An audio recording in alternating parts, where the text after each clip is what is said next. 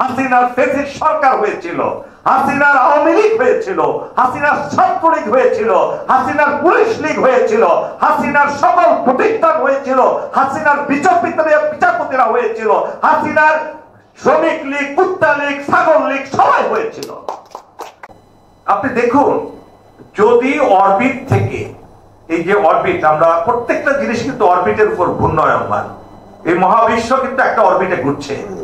প্রত্যেকটা milky way বলেন, গ্রহ, নক্ষত্র, উপগ্রহ একটা অরবিটে ঘুরে, আমরা মানুষ অরবিটের উপরে ঘুরি। কিন্তু যখনই অরবিটচ্যুত হয়ে যাবে, কক্ষচ্যুত হয়ে যাবে, তখন কিন্তু সে ধ্বংস হয়ে যাবে। বিশ্বাস করুন, যদি চাঁদ তার অরবিট থেকে 1 মিলিমিটার দূরে সরে যায়, চাঁদ ধ্বংস হয়ে যাবে। পৃথিবী যদি অরবিট থেকে সরে যায়, ধ্বংস হয়ে যাবে। মহাবিশ্ব এভাবেই ধ্বংস হবে কিয়ামতের সময়, অরবিট থেকে আল্লাহ সরিয়ে দিবেন।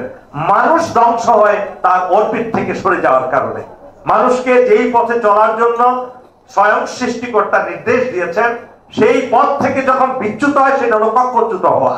সেই কক্ষচ্যুত হওয়াই হলো পৃথিবীতে সমস্ত ধ্বংসের মূল কারণ, যেটা হাসিনা হয়েছিল। হাসিনার ফেসিস সরকার হয়েছিল, হাসিনার আওয়ামী লীগ হয়েছিল, হাসিনার ছাত্রলীগ হয়েছিল, হাসিনার পুলিশ লীগ হয়েছিল, হাসিনার সকল প্রতিষ্ঠান হয়েছিল, হাসিনার বিচারপতিরা হয়েছিল, হাসিনার শ্রমিক লীগ, কুত্তা লীগ, ছাগল লীগ সবাই হয়েছিল। কক্ষচ্যুত হয়েছে, আল্লাহ তাদের ধ্বংস করে দিয়েছেন। বিশ্বাস করুন, আমি কোনো পূর্ব প্রস্তুতি নিয়ে আপনাদের কথা বলছি না, আমার মনে আসছে আমি বলছি। 7ই নভেম্বর 1975 সাল, সেটা ছিল একটা blessing for the people of this country. যদি সেই দিন সেই প্রতি বিপ্লব কিংবা জিয়াউর রহমান যদি মুক্ত না হতেন, এই দেশটা আজকে ইন্ডিয়ার দখলে থাকতো। সেই পরিকল্পনা ছিল ইন্ডিয়ার। সেই জিনিসটা কেন, এই জন্যই 7ই নভেম্বরকে আওয়ামী লীগ অস্বীকার করে। জানো তো, তাদের সময়ে 20টা বছর তাদের কোনোদিন আমাদের এই অনুষ্ঠান করতে দেওয়া হয়নি। এই দিবসটাকেই মুছে দিয়েছিল ইতিহাসের পাতা থেকে। তো প্রিয় সুধী মণ্ডলী, আপনার অল্প সংখ্যক মানুষ এখানে কথাগুলো গুরুত্ব বহন করে যদি আপনারা মনের ভিতর ঢোকান। এই যে মায়েরা আছেন কয়েকজন, আমি আমার 3টা মেয়ে, আমি মেয়েদেরকে খুব বেশি ভালোবাসি, শ্রদ্ধা করি। এরাই হলো জগতের মূল চালিকা শক্তি। যে যাই বলেন না কেন, আপনি আপনার এই মেয়েদেরকে যদি আপনারা ভালোবাসেন, শ্রদ্ধা করেন, দেশ শান্তির হবে, সুখের হবে। সমস্ত সুখের পৃথিবীতে সুখ দিয়েছেন আল্লাহ মেয়েদের কাছে, ছেলেদের কাছে নয়। ছেলেরা দেশের অবশ্যই তাদের কন্ট্রিবিউশন থাকে, কিন্তু মূল জিনিস হলো এই মায়েরা। এই মায়েদেরকে যখন আপনারা শ্রদ্ধা করতে শিখবেন, তাদের সম্মান মর্যাদা দিতে পারবেন, দেশ শান্তির দেশ হবে। এই 7ই নভেম্বরের বিপ্লব সফল হবে। আমরা কিন্তু এই জায়গাটাই ভুল করি। ছাত্রলীগ এই মেয়েদেরকে পণ্য হিসাবে ব্যবহার করে, সেই প্রত্যেকের এই কুলাঙ্গার গুলার জন্ম হয়। বিশ্বাস করেন, আমার কথার ভাষা দুই একটা বিদ্যুৎ হলে আপনারা মাইন্ড করবেন না। এই ভাষাগুলি যথেষ্ট নয়, তাদের এই ভাষাগুলো যথেষ্ট নয়। আসলে তারা মানুষ নামের নরপশু, নরপশু। এগুলো কত মেয়েদেরকে যে তারা এই পৃথিবীতে শেষ করে দিয়েছে তাদের জীবন, সেটা অসংখ্য অসংখ্য অসংখ্য। এই মেয়েদেরকে আমরা সম্মান করতে পারি না। আফগানিস্তানের যে এখন প্রধানমন্ত্রী আছেন, অথবা আমি ঠিক এই মুহূর্তে মনে করতে পারছি না যিনি মুখপাত্র কথা বলেন, তাকে ওয়েস্টার্ন এক মহিলা সাংবাদিক তাকে জিজ্ঞেস করছে যে আপনারা আপনাদের মেয়েদেরকে কোন অবস্থানে রেখেছেন। সবার ডাউট যে মুসলমানরা মেয়েদেরকে সম্মান করে না, তাদেরকে পর্দার ভিতরে রাখে, অন্তরালে রাখে, এই ধরনের একটা। অথচ পৃথিবীতে এই মহিলাদের সর্বোচ্চ সম্মানে আসীন করেছে ইসলাম, মুসলমানরা। আল জান্নাতু তাহতা আকদামিল উম্মাহাত, মায়ের পদতলে সন্তানের বেহেশত। আমি আমার মেয়েদেরকে বলি, মা আমার পায়ের নিচে ধুলা, আর তোমার মায়ের পায়ের নিচে বেহেশত তোমাদের। এই যে চিন্তা, এই ভাবনাটা যতক্ষণ না পর্যন্ত আমাদের মায়েরা বুঝতে না পারবে। তো আফগানিস্তানের সেই মুখপাত্র উত্তর দিলেন যে আপনি কোনটা ভালো মনে করেন, যে মেয়েরা welcome sir, we are waiting for you.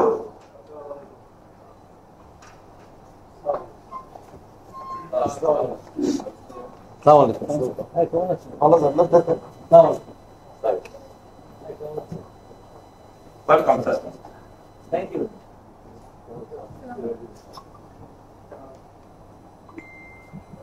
পানি আছে?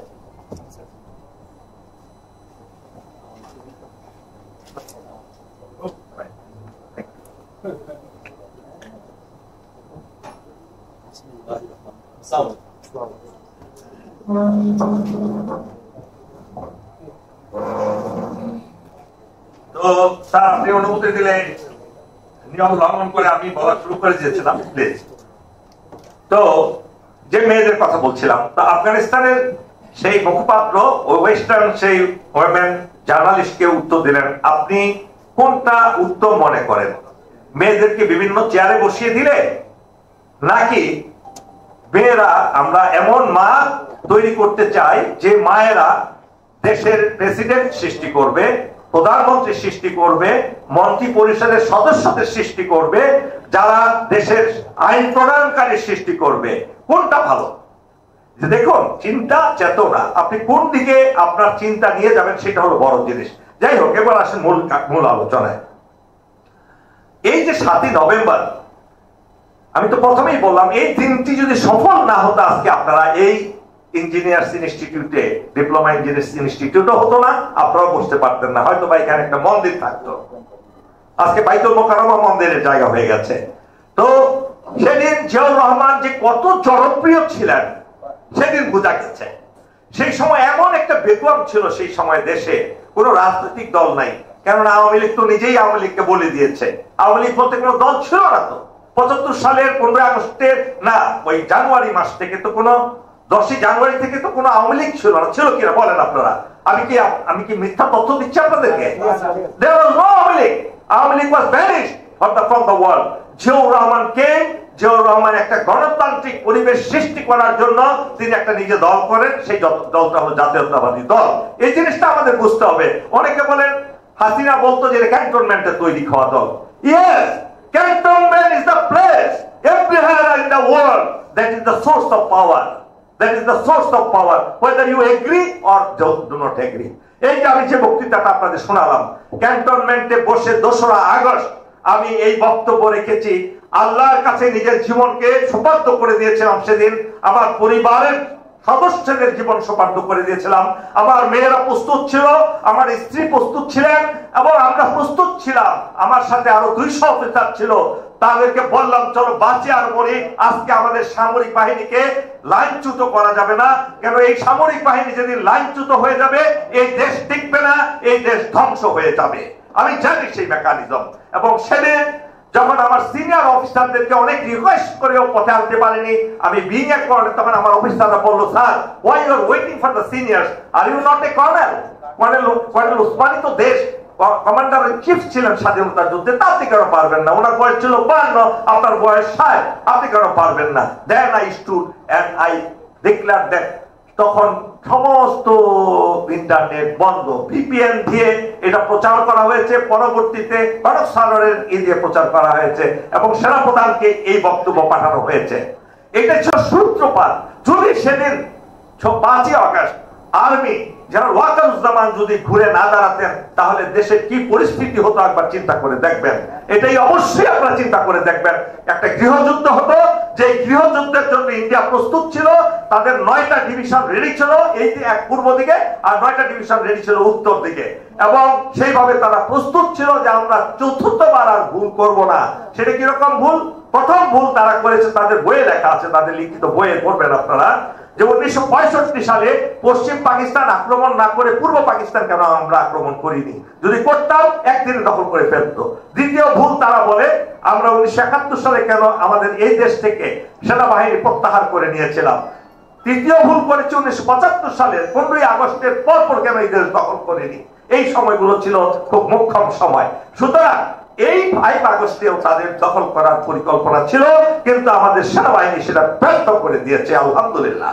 এখনো সেই তাদের চক্রান্ত বন্ধ হয়ে রয়নি, ভাইরাস দেখা যায়নি। আওয়ামী লীগের যে 10 লক্ষ কিংবা 15 লক্ষ লাশ পড়ানোর কথা ছিল, যেটা ওয়াইদুল কাদের বলেছিলেন, একজন তারা মারা যায়নি, তাই বাংলাদেশই আছে। সুতরাং যাদের মরার কথা ছিল তারা জীবিত আছে, এবং তারা বসে নেই। এই দেশের বিরুদ্ধে প্রতিনিয়ত তারা চক্রান্ত করছে। এই চক্রান্ত যদি আমরা বুঝতে না পারি, আমাদের এই বিপ্লব ব্যর্থ হবে। মনে রাখবেন, 7ই নভেম্বরের বিপ্লবের পরবর্তী যে লক্ষ্য আমরা পুরোপুরি অর্জিত করতে পারি নাই বলে আমাদের 5ই আগস্টের বিপ্লব হয়েছিল। এবং এই বিপ্লব যদি আমরা বিপ্লব উত্তর পরিস্থিতিতে যদি দেশের ঐক্য সংহতি বজায় রাখতে না পারি, again this country will go in the dirt forever. আল্লাহ বারবার আর সুযোগ দিবে না। মহান আল্লাহ আমাদের সবাইকে বুঝার তৌফিক দান করুক। আল্লাহ হাফেজ। বাংলাদেশ জিন্দাবাদ।